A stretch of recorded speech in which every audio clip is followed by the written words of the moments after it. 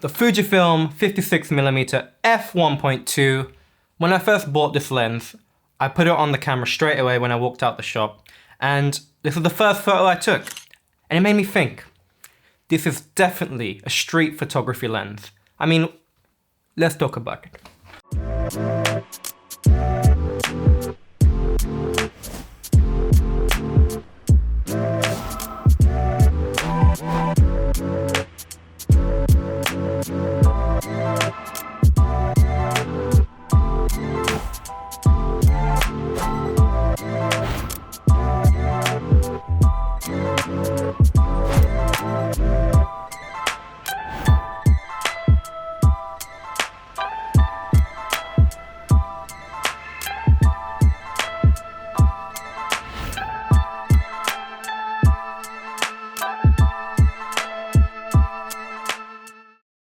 56mm f1.2 is basically an 85mm equivalent, giving you that nice telephoto portrait kind of field of view, which I find to be amazing for street photography.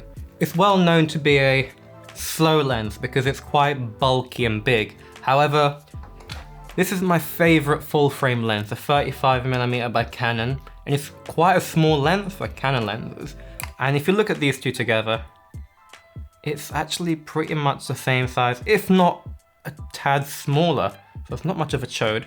And it still allows me to keep that low profile whilst being on the street. And having that telephoto range allows me to get nice shots which are not in anyone's face, not in anyone's way, but still focusing on that moment and really framing in on what's happening in that urban environment, sharing that urban story, which in my subjective opinion is what street photography is about. It doesn't have to be on the street, but really share that story of the environment that you live and share the city or wherever you live and share that with the world and let them know what it feels like to be there.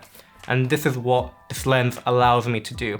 On the X-T3, I find it to be a lot faster. I know on the X-T2 a lot of things were a bit slower, but however, on this camera, it felt a lot faster. Even the Sigma, which I'm shooting on right now, 18-35, is notoriously a bit slow, but on the X-T3, it's actually holding up pretty well. I mean, this camera paired with this lens, very good, sir. I also love this lens for videography. I know that the B-roll sequence you just saw in the intro is a mixture of the 35mm f2 with a 56mm f1.2, and together it gives you a nice dynamic visual that you can actually feel that you're there, feel close up, just brings it all together and ties in everything nicely. And obviously for portraits, this lens kills it. We did some portraits together before in the previous video when I was on the train with Chloe, and just to kind of recap, if you haven't seen that video, check it out and you can see how the portraits look. They look stunning. You wouldn't really get those kind of portraits. I mean, let's be honest, the reason why I bought this lens with my own money was for 1.2. Low light, it just makes everything come together. And overall, I don't really want to go into the nitty-gritty of this video about pixel peeping stuff, but I just wanted to show you the characteristic it can provide you. And I feel like street photography is so subjective. You shouldn't really worry about the lens that you're using so much if it's the street photography lens. Every lens has their pros and cons. I find that this brings something new to the table. It brings that low light capability, brings in that stealthiness where you don't have to be so close and focus in on something.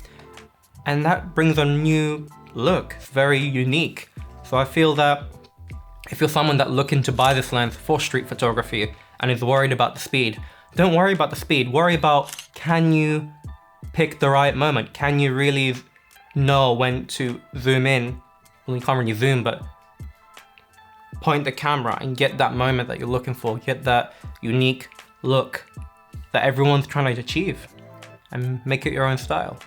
Big shout out to Omar Gonzalez, who subscribed to the channel and told me to lose the hat. So I wanted to ask you guys, what do you think? Hat on?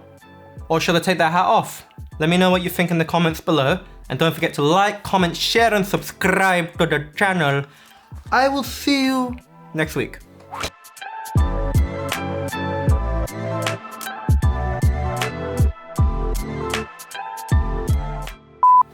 The Fujifilm.